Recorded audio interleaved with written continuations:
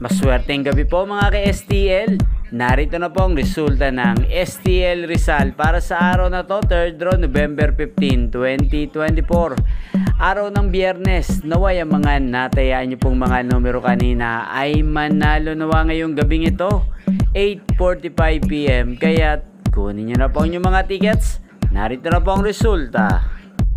Ang mga numerong nanalo sa STL Rizal ngayong gabing ito, November 15, 2024, 8:45 PM. Third draw result, ang mga numerong nanalo, 23 at 21 in exact order. Sa lahat po ng tumaya kanina para sa third draw ng 23 at 21, congrats po sa inyo, panalo po kayo. Again, 23 at 21 in exact order.